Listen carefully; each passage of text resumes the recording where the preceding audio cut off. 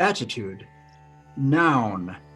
A settled way of thinking or feeling about someone or something, typically one that is reflected in a person's behavior. Our attitude, the stance we adopt toward any given subject, is almost entirely determined by our assumptions about that subject. It is virtually impossible to have a positive attitude concerning someone or something we hold negative assumptions about, and vice versa.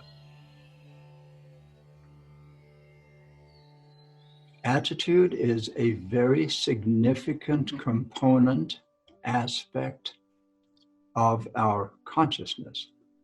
The attitude we choose to take toward any situation, object, person, or thing.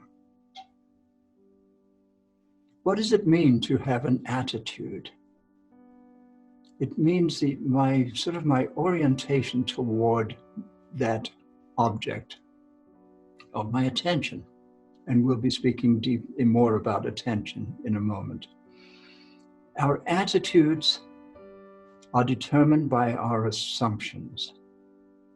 Our attitudes have an enormous impact on every aspect of our daily lives, especially with regard to our relationships. So where do these attitudes come from? They come from the same place our assumptions, and our erroneous assumptions in particular, they come from the same place. And that is our early lives, our life experience.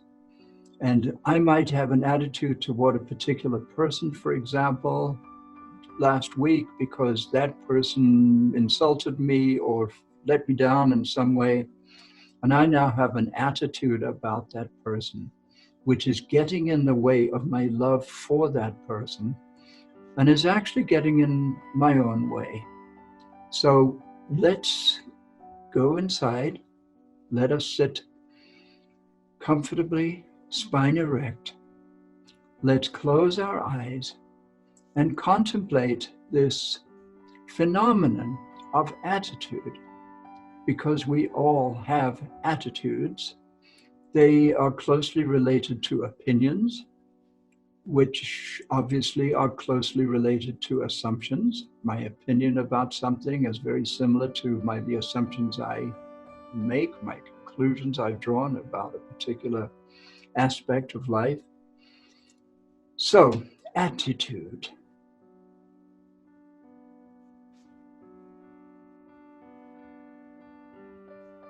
What is my attitude toward life?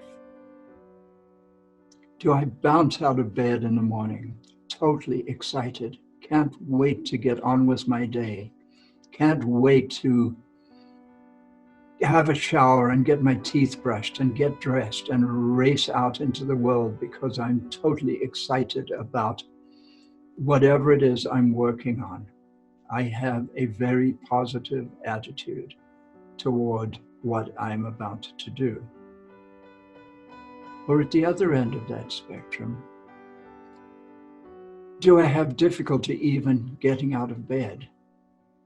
Am I afraid, perhaps, of what my day is going to bring? I'm going to get on the bus or get in my car and go to work and encounter that boss who I'm afraid is going to terminate me one day soon. And the fact that I am vibrating at the frequency of fear and uncertainty actually makes it more likely that that boss is going to do what I am thinking about, namely to terminate me, to fire me. Strangely enough, because our own minds are exceedingly powerful in that regard, we actually very often create the very circumstances we fear. What we fear may well appear. What we fear may well appear. And the more we obsess about something, the more we think about it, the worse our attitude is toward what it is we're thinking about. The more powerful the creative force of our consciousness is, the more powerful the creative effect of our thoughts becomes, until we find ourselves one day walking off the job, having just been terminated, or whatever it was. That's just an example. And the opposite is just as applicable. If I bounced out of bed in the morning full of excitement, I'm going to get to work or school or wherever it is, and I am going to inspire those around me. They'll look at me and say, man, he's on fire. I want to be like that.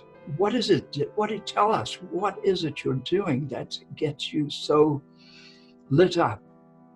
So you see, it works both ways. And the difference is a difference of attitude. So the aspect of our consciousness that manifests as our attitude, and the fact that we can actually control that attitude. I can catch myself having a negative thought about something or someone, and I'm what is known as getting an attitude about that person or that thing. I can change that.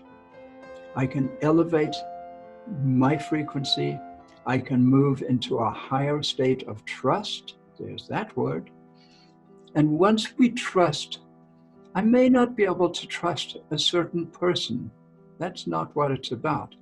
It's more about trusting my intuition, and it's more about trusting the big picture, the biggest picture. It's more about trusting the loving universe. If you were a religious person, you might say it's more about trusting God. It's actually the same thing. And once you do that, you've raised your vibratory level, you've raised your frequency, and you have changed your attitude from wherever it was. Let's say it was a negative attitude, and you've actually raised the frequency of your attitude, and you now have a positive attitude around something that you were feeling not so good about. So let us sit here in silence and see if there's an attitude that bubbles to the surface. See if there's something in a relationship, might be to do with ourselves. I might have an attitude that I'm incompetent, that I'm not very good at a certain, shall we say, computer program. And therefore I judge myself. Attitudes have a lot to do with judgment.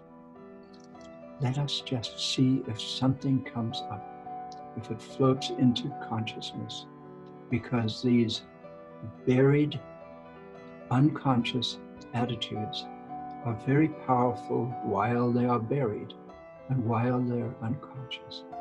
And once we bring them into the light, they have a chance to elevate and eventually to evaporate.